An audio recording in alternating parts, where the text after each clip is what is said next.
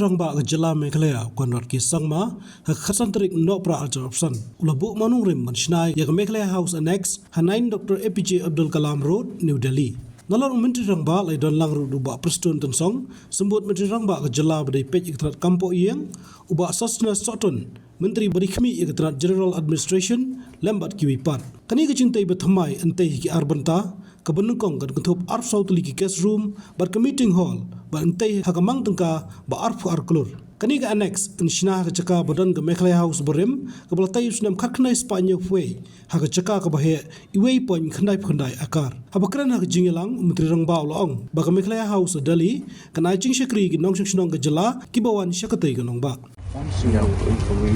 we discussing all this. Even that one.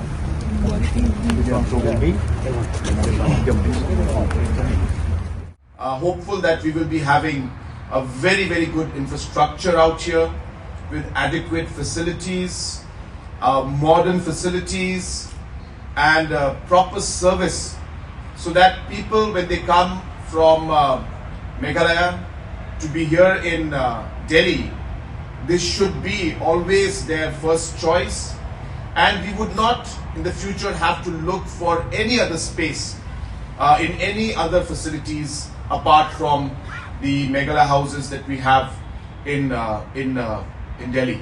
So this is really what our objective is and I'm very happy today that we have been able to lay the foundation stone for this and I do urge the PWD department to ensure that the work is done in the best possible manner and most importantly by the best people so that this infrastructure comes out to be excellent as well as the construction is done on time. Habatin, pej bahagi kishap, kashap plus F. Ka plus F? Hakabam bangibam dunaki eki bataya kamet. Namar kata habat thiru atau kau kamlu ka umpnyang kadut pet ya ka sharp plus F ha ka jingsom.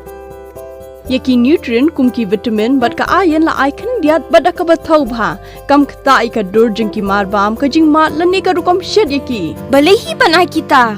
Ka don ka we ka jing mentoy ba kongsan. Ka kot ka kia. Ka nutrition ba kambha ka jing im ba kambha pendon kam daki mar ba modon ka sharp plus F menta ka sni. Lawan Ra Shafi Lingba ko office jong Commissionerate of Food Safety Meghalaya.